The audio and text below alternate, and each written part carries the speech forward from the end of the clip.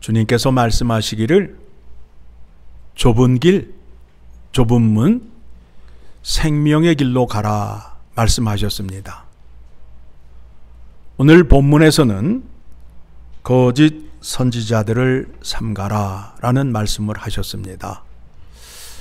거짓 선지자는 어떤 사람을 말할까요? 넓은 길로 인도하는 사람을 말하고 있습니다. 그들의 열매는 가시나무와 엉겅퀴라고 말하고 있어요.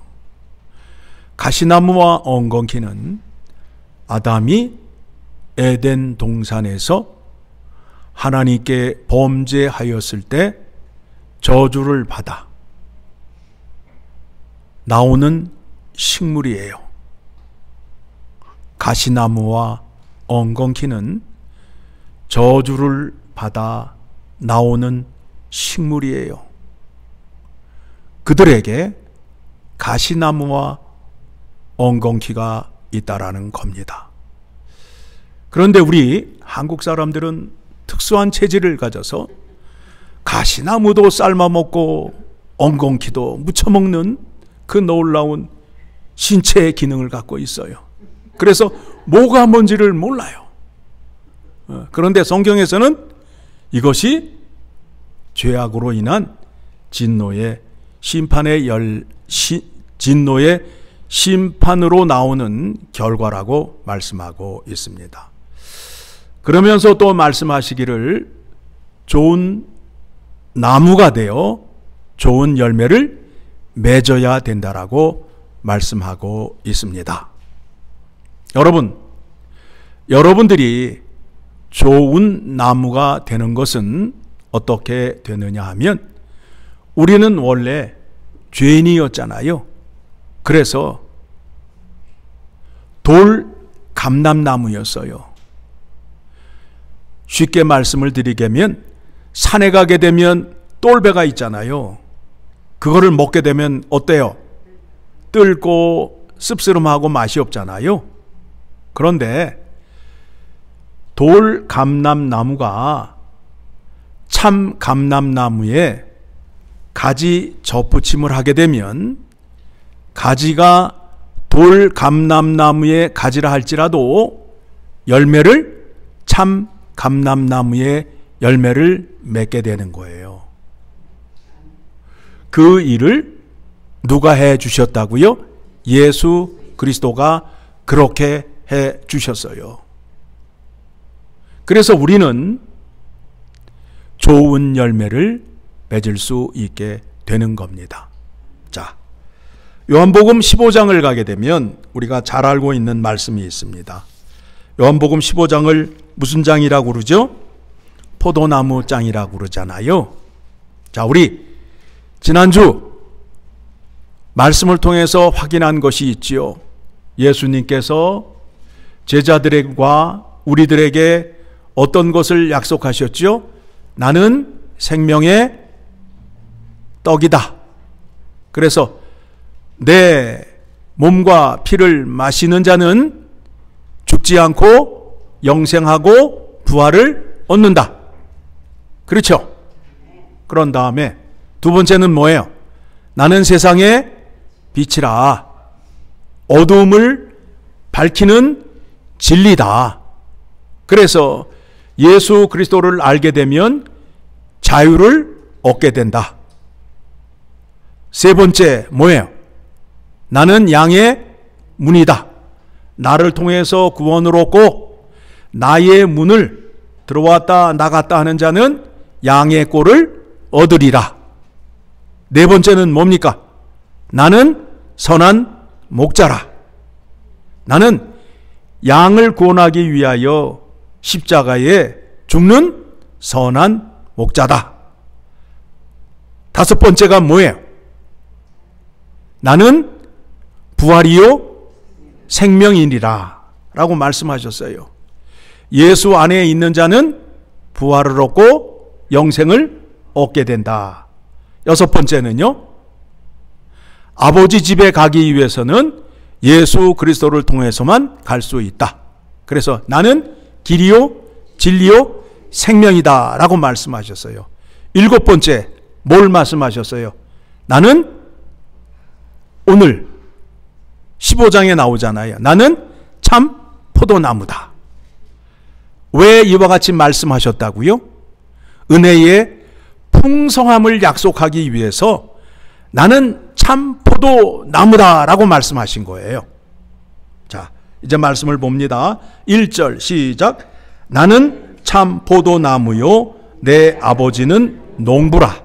2절 무릇 내게 붙어 있어 열매를 맺지 아니하는 가지는 아버지께서 그것을 제거해 버리시고 무릇 열매를 맺는 가지는 더 열매를 맺게 하려 하여 그것을 깨끗하게 하시느니라. 아버지가 어떻게 하신다고요? 열매를 맺지 않는 가지는 찍어서 불에 던지잖아요. 땅에 떨어진 나무, 또 죽은 나무는 어떻게 해요? 농부들이 불에 태우잖아요. 그렇죠? 그러하듯이 믿는 자들 가운데에 열매를 맺지 아니하는 자들은 심각하게 고민을 하셔야 돼요. 3절 시작. 너희는 내가 일러준 말로 이미 깨끗하여졌으니 내 안에 거하라. 나도 너희 안에 거하리라.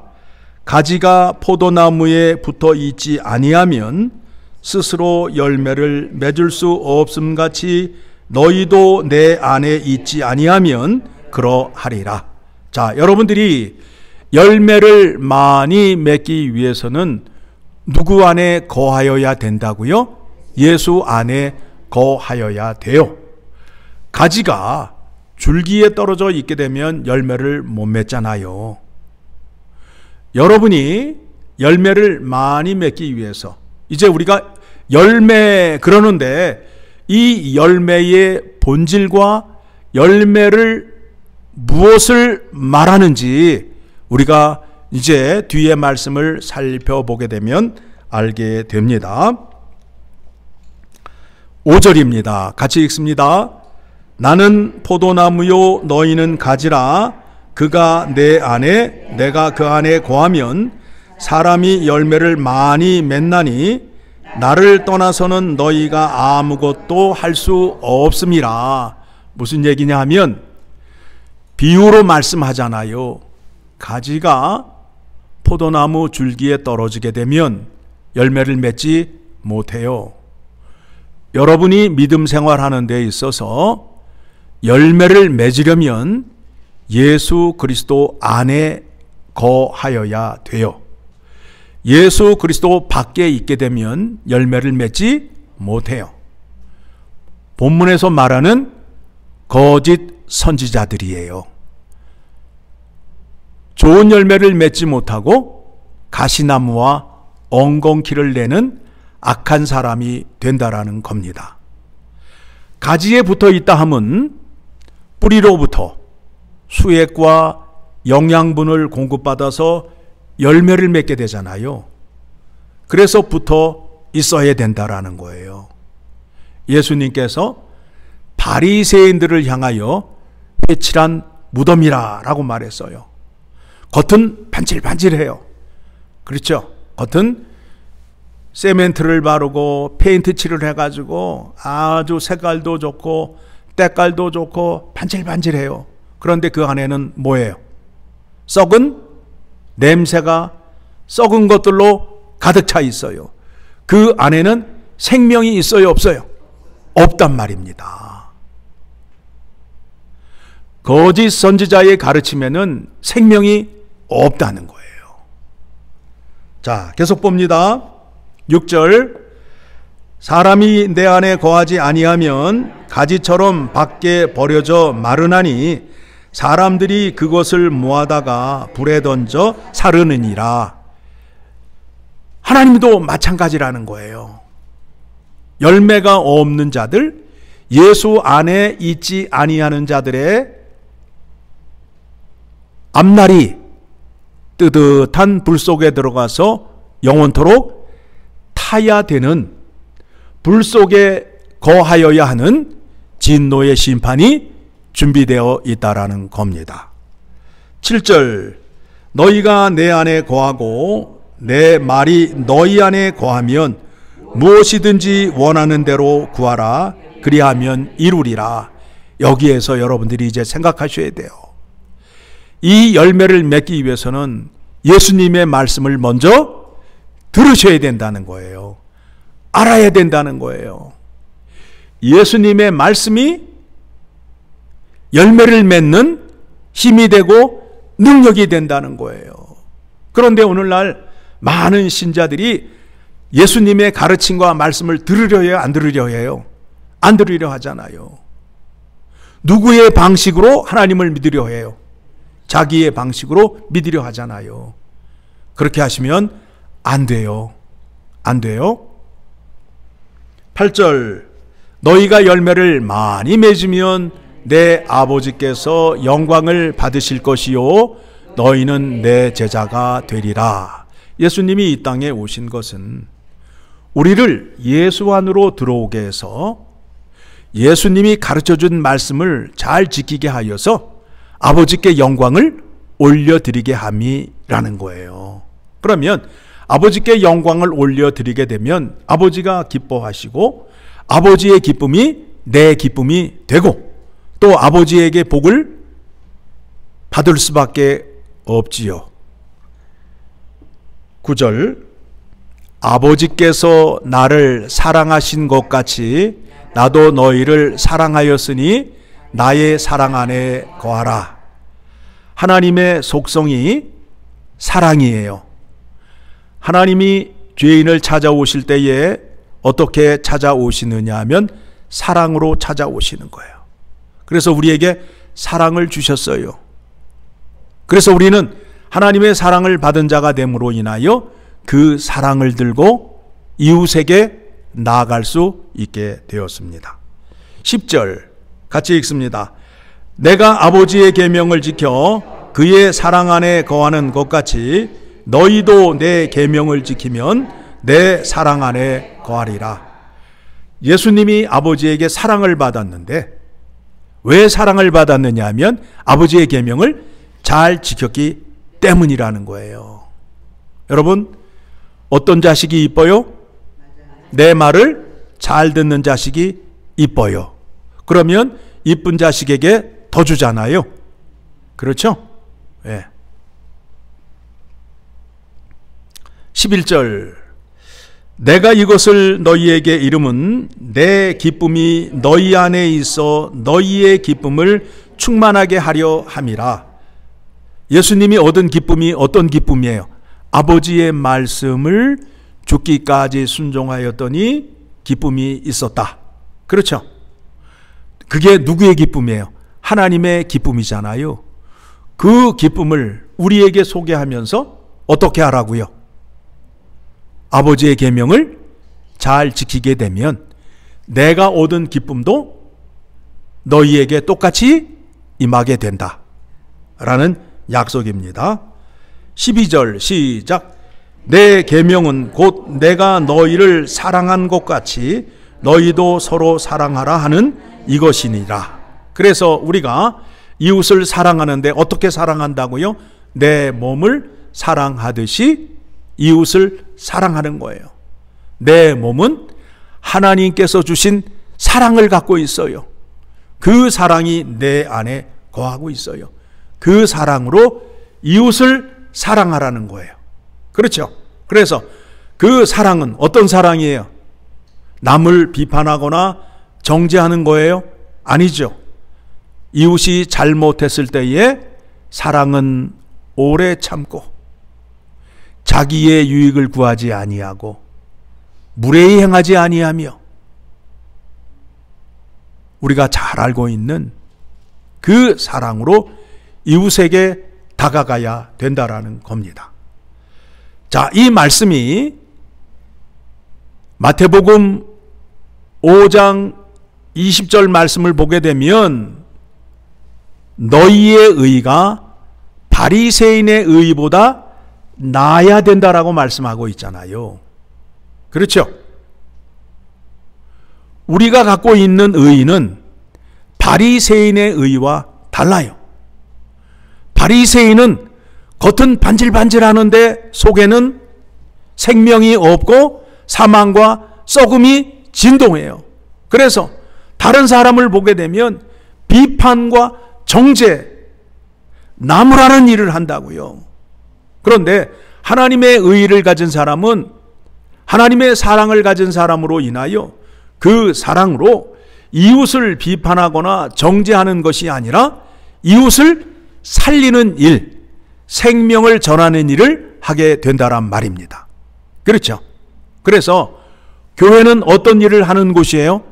비판과 정죄를 하는 곳이 아니라 사람을 살리는 곳이 되어야 된단 말입니다.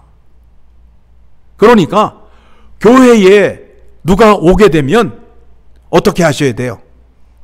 어떻게 하셔야 돼요?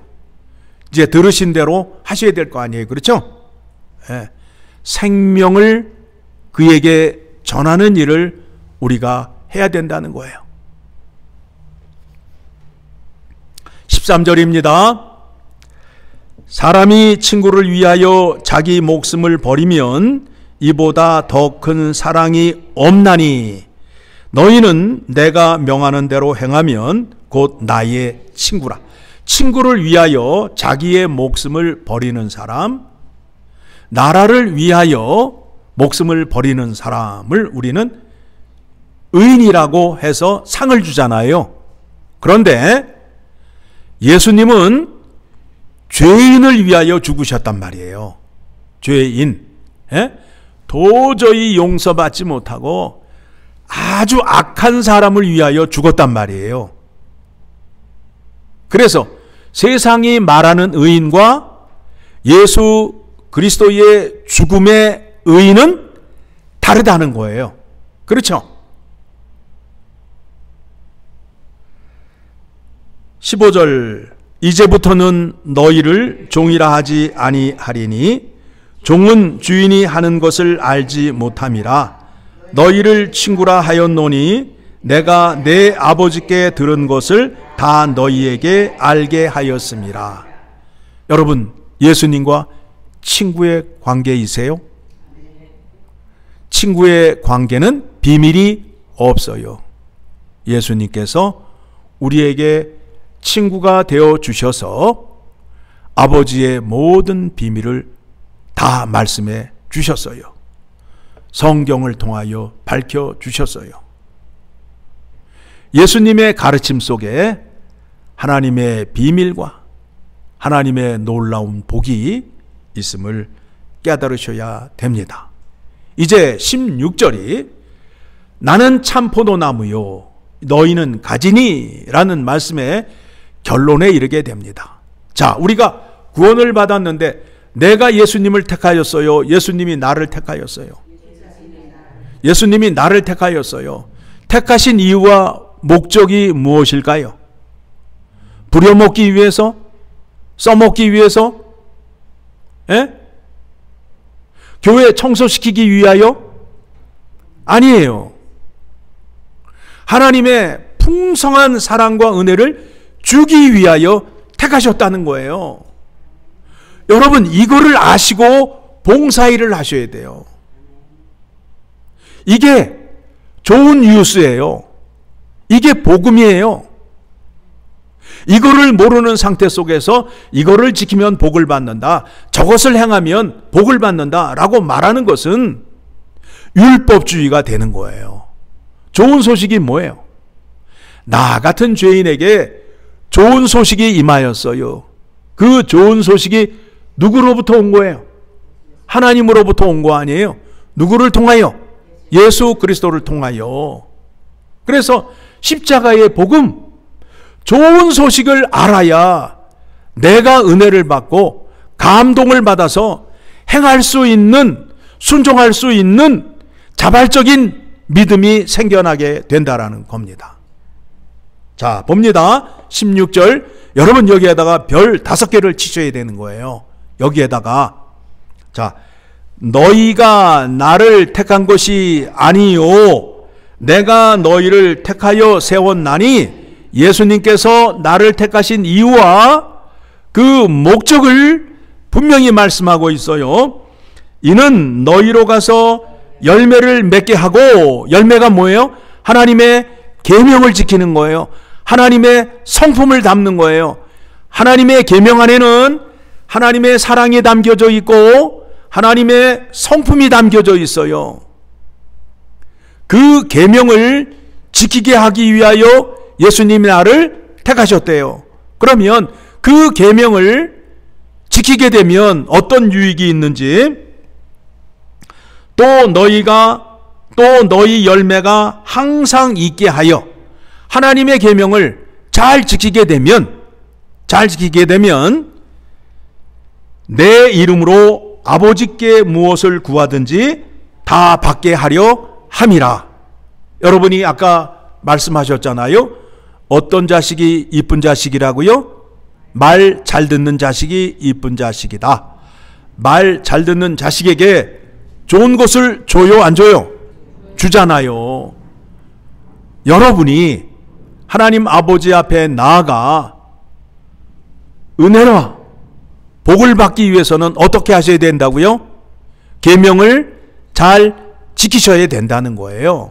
그래서 여러분들이 기도할 때에 구하라 하는 것이 무엇이냐면 하나님의 뜻과 계명을 구하여야 된다는 거예요. 그런데 우리가 기도에 대해서 잘못 생각함으로 인하여 하나님의 뜻과 계명을 구하는 것이 아니라 내 욕망을 구하는 자리로 나아갔어요.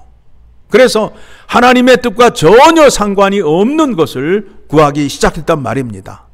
누가복음 11장 그 말씀을 통해서 보게 되면 구하라, 찾으라, 두드리라. 그리할 때에 그에게 아버지께서 그에게 뭘 주신다고요? 성령을 주신다라고 나오잖아요. 자, 누가복음 11장으로 갑니다. 성령을 주시게 되면, 여러분이 성령을 받게 되면 성령이 어떤 일을 하죠? 아버지의 깊은 뜻을 알게 해주잖아요. 아버지의 속뜻을 제일 잘 아시는 분이 누구예요? 성령님이잖아요. 자, 누가복음 11장 13절을 보게 되면, 그 앞에 보게 되면, 자 9절부터 읽어 내려갑니다. 같이 읽어 내려갑니다. 시작. 내가 또 너희에게 이르노니 구하라 그리하면 너희에게 주실 것이요, 찾으라 그리하면 찾아낼 것이요, 문을 두드리라 그러면 너희에게 열릴 것이니 구하는 이마다 받을 것이요, 찾는 이는 찾아낼 것이요, 두드리는 이에게는 열릴 것이니라. 너희 중에 아버지 된 자로서 누가 아들이 생선을 달라 하는데 생선 대신에 뱀을 주며 알을 달라 하는데 정갈을 주겠느냐? 너희가 악할지라도 좋은 것을 자식에게 줄 줄 알거든 하물며 너희 하늘 아버지께서 구하는 자에게 성령을 주시지 않겠느냐 하시니라. 뭘 주신다고요? 성령을 주신단 말이에요. 그러면 성령이 내 안에 임하게 되면 하나님의 뜻과 하나님의 계명을 잘 알 수 있게 된다는 거예요. 아버지 앞에 나아갈 수 있는 그 믿음의 방식이 뭐냐면 하나님의 계명을 잘 지키는 거예요. 그 계명 없이 하나님의 뜻을 따르지도 않고 찾지도 않으면서 악을 쓰며 떼쓰는 것이 기도가 아니라는 거예요. 바른 믿음 가지셔야 돼요. 자, 요한일서 3장을 가게 되면 이 말씀에 대해서 잘 정리해 주십니다. 요한일서 3장입니다.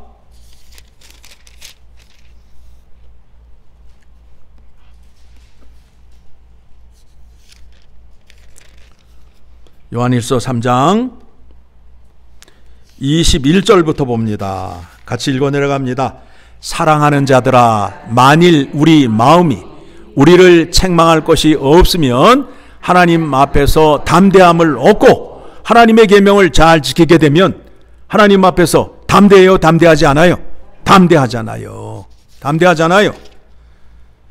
22절 무엇이든지 구하는 바를 그에게서 받나니 이는 우리가 그의 계명을 지키고 그 앞에서 기뻐하시는 것을 행함이라.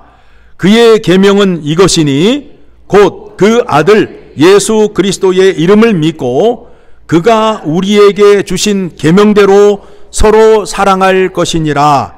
그의 계명을 지키는 자는 주 안에 거하고 주는 그의 안에 거하시나니 우리에게 주신 성령으로 말미암아 그가 우리 안에 거하시는 줄을 우리가 아느니라.